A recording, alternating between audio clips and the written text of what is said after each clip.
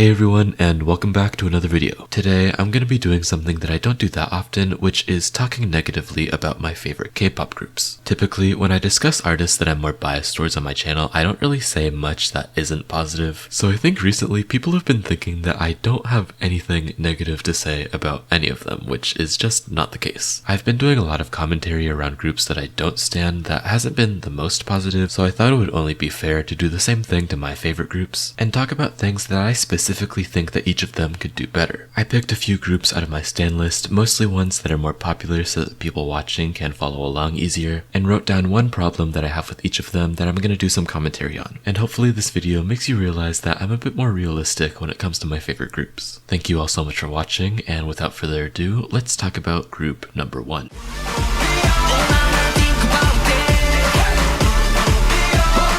So the first group that we're going to be talking about is Ateez, and the problem that I have with them is that I think they need to focus more on quality over quantity. Looking at the amount of title tracks that they released in 2021 alone, if you include their Japanese ones and the alternative title tracks Turbulence and Eternal Sunshine, you could say that they released 6 title tracks in 1 year alone. And to be honest, in 2021, I think the amount of title tracks that they had made their B-sides kind of drop in quality. Now, I'm a big fan of Ateez's discography. They're quite literally my second favorite boy group of all time. But to be honest, in 2021, they released some of their worst albums ever. I think their Treasure album series was so diverse and interesting, with the majority of the B-sides on all of those albums being extremely memorable and just strong. And that was back when they had 2 or maybe 3 title tracks a year, so they had a lot more time to really perfect and fine-tune all of the tracks that they wanted to put out. But in 2021 and early 2020, when they did the Fever series, their albums started to feel a lot more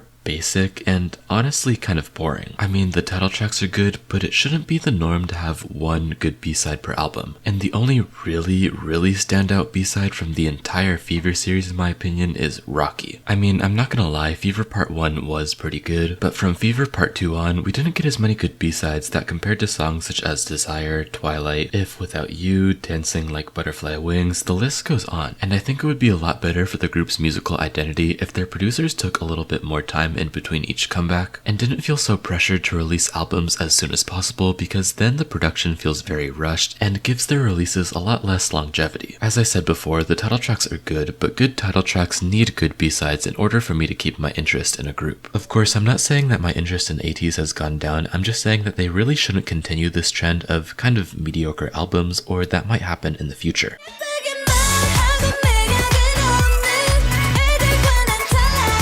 So the next group that we're going to be talking about in this video is Itzy, and recently the area where I feel like they could improve the most is their choreography. Now before you roll your eyes, leave a dislike, and exit the video, hear me out. When you say Itzy, to 99% of K-pop fans, the first thing that they're going to think about is their iconic choreography. Moments like Ryujin's shoulder dance and the jumping choreography of Dalla chorus were, by no exaggeration, cultural resets within the world of K-pop. And I would argue that their iconic choreography is one of, if not the biggest reason why Itzy are so popular. Minus the fact that they come from JYP, of course. And in the past few years, people will argue whether or not Itzy have lost popularity, but I'm not here to talk about that today. Instead, I want to bring up the idea that Itzy are not more popular than they are right now because the choreography of the recent comebacks has not been as eye-catching as the ones in their earlier years. Dancing is undeniably Itzy's biggest strength as a group, and songs like Mafia in the Morning and Logo have allowed Itzy to prove to the general public that they've gotten better as dancers as time's gone by. But to be honest, I don't think JYP realized that that's not really what people wanted from Itzy. Itzy's choreography has always been difficult, and they never needed to prove that they're good dancers compared to other groups such as maybe Mamamoo, who up until the release of Hip were under a lot of pressure to show that they can execute more than basic movements. But since Dalla, Itzy never had to do that. Instead, people were more so looking to Itzy to see what the next viral dance trend was gonna be. I mean, everyone was dancing along to Dalla. Everyone was doing the I see that I'm icy move in Icy, and everybody was doing Ryujin's shoulder dance. But Mafia in the Morning and Loco did not go nearly as viral as their previous title tracks, and it's mostly because the choreography wasn't very eye-catching, to be honest. Yes, when I watch a performance of either of those songs, I'm like impressed, but neither either of those songs make me want to get up and dance along with them, which makes them not have as much charm as their earlier releases. Don't get me wrong, the music is still good, and I think that Itzy's B-sides have actually gotten better as years have gone by, but I think if Itzy want to become more influential and want to reign supreme over their fellow 4th gen girl groups, their choreographers need to focus less on making the choreography difficult and focus more on making it iconic.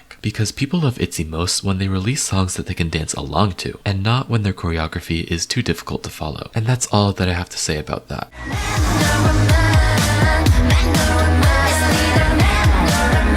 The next group that I'm going to be talking about is I.DLE or G-I-DLE, and my criticism for them isn't really a criticism, more so just a request. And that request is that I want the members who aren't Soyeon to do more rapping. We got a little bit of a taste of what their flow is like in My Bag, and now that we've seen what all of them can do, I want more. This isn't me saying that I don't want more Soyeon raps because she's my bias in the group and her rapping skills are basically the reason why I stan the group in the first place. But now that we know that all of the members are capable of rapping, I feel like it could add a lot of diversity into their discography. Soyeon has a very nasally and high-pitched voice, which by itself has sounded good for practically every single rap verse that she's put into I.DLE's discography. But now I can't help but wonder if the deep voices of Uki and Minnie would have really enhanced a song such as Oh My God with a nice rap verse. Soyeon is obviously the most technically skilled rapper within the group, but she can't change how her voice sounds. And I feel like in the future, depending on the genre of music that they do, it might be smart to have one of the other members do the rapping if their voice suits the song better. Or maybe they could just have Soyeon and one of the other members each have a rap verse and add a little bit of diversity there. Whether Soyeon's rapping or not, she'll be able to find a way to give herself lines because she's also a fantastic vocalist. And I just think that having the other members rap more, even if it's just like in B-sides, would be a good way to shake things up. Obviously, I don't need this because I stand I.DLE before My Bag was even released. So if things don't change, I'm really not going to complain about it. I'm just saying that I feel like My Bag has created a lot more opportunities for the other members. And I would love to see those possibilities be further explored in I.DLE's future releases.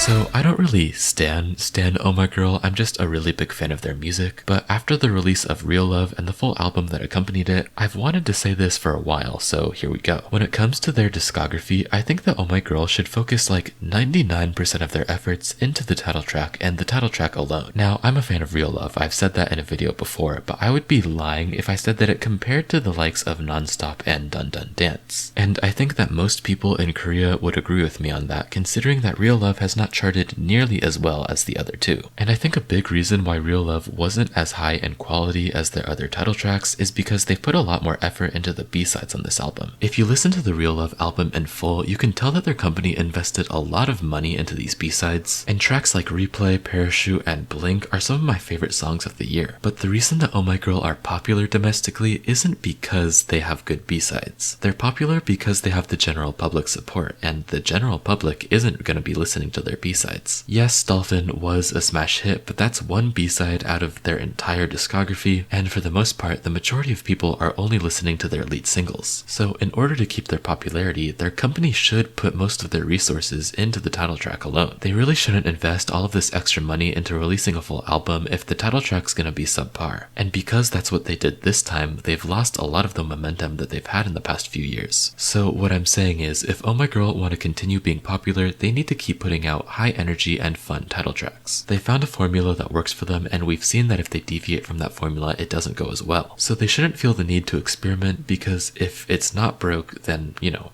don't fix it.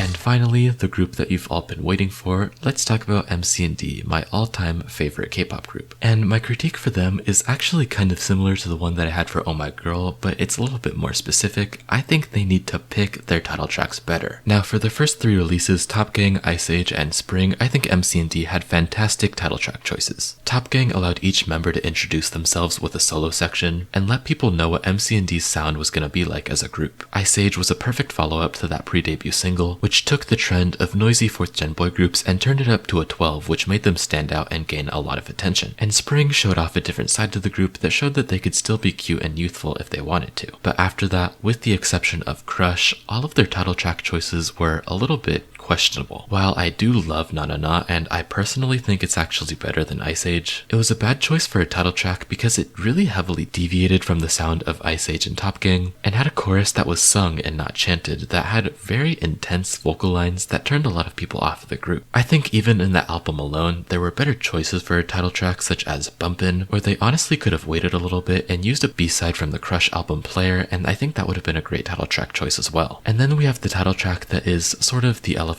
in the room, Movin'. And full disclosure, I like this song, I like Movin', I listen to it every other day, but I know that objectively it kind of sucks. And personally, what I think would have been a sort of genius move is if they waited to release Not Over, which was a B-side from the Crush album that got a music video and its own separate round of promotions, and released that as the title track for the Movin' album instead. I don't know why they used such a strong track that was Not Over and only kept it as a B-side, and then 6 months later looked at Movin' and said, oh yeah, this will be a good title track choice, when I think anybody could listen to this song and know right off the bat that it's pretty weak as a piece of music and is not a very good title track choice. I just wonder what's going on with Top Media, because half the time they pick fantastic title tracks that I wouldn't replace with any of the other songs on the album, and then the other half of the time they pick title tracks that it feels like they didn't put any thought behind their decision. And it just makes me upset because whenever they put out these title tracks that do significantly less successfully, there will be at least 1 or 2 B-sides on the album that would have been much better choices as a title track. And I just don't know what's going on with that company at least half the time, and I think, you know,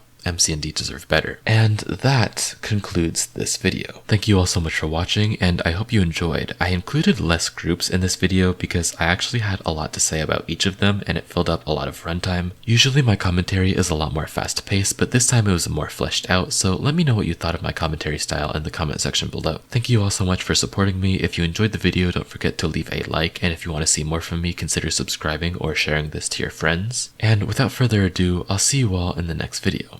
Peace out, guys.